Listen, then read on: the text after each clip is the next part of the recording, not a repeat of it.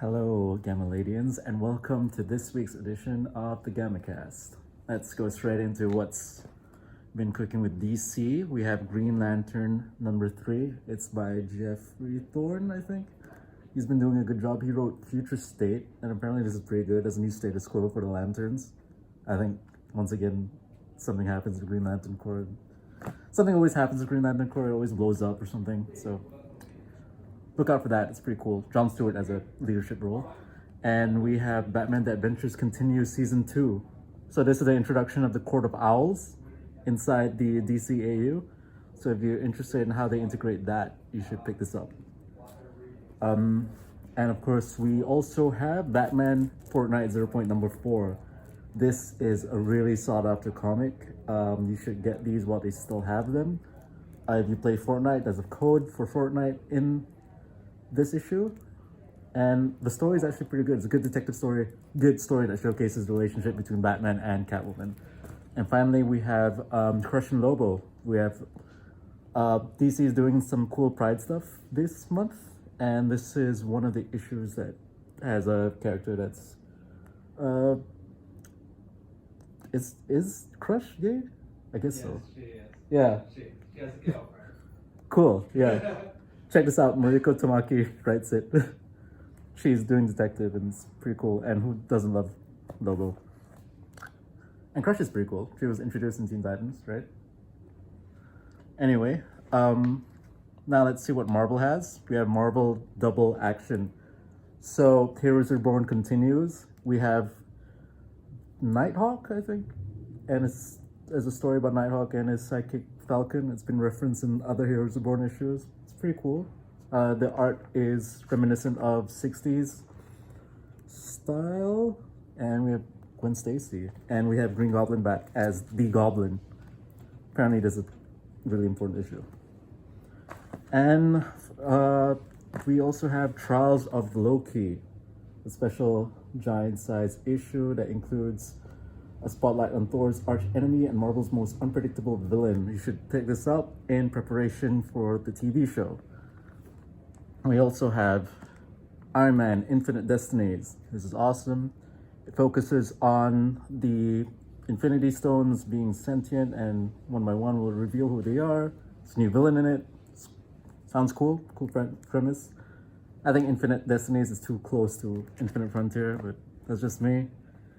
And Star Wars War of the Bounty Hunters. This is apparently really cool. Charles Soule writes this, so it's definitely really good. And who doesn't love Boba Fett and the Bounty Hunters? I know those are my favorite characters in Star Wars, aside from the clones. Anyway, let's jump into indie and image stuff. We have The Worst Dudes.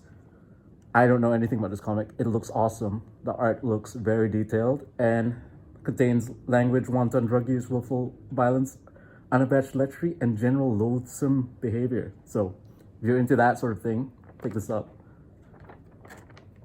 Poor Seal. And we also have Noctera issue 4. This is Scott Snyder's independent comic. Made a lot of money in Kickstarter and continues to make a lot of money. I don't know why he had to resort to Kickstarter, considering the guy's loaded, but apparently this is really cool. I like Tony S. Daniel. He's a really amazing artist. Check this out if you're into Scott Snyder stuff.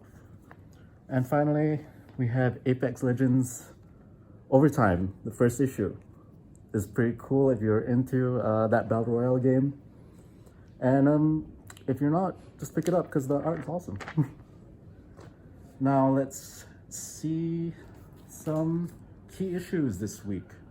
We have Giant Size X-Men. It's signed. It's a Dynamic Forces issue. We have a tribute to Len Wein and Dave Cockrum. It's pretty cool. Len Wein is amazing. He's an architect behind a lot of your favorite Marvel and DC characters. I think without him, we wouldn't have Lucius Fox. So awesome, pick this up.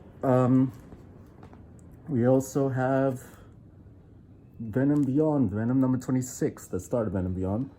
We have a special signed issue from Donny Cates.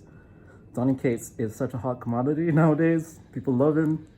And now that he's switching over to Hulk, why not pick this up? Put it in your collection. Now let's look at some trades this week.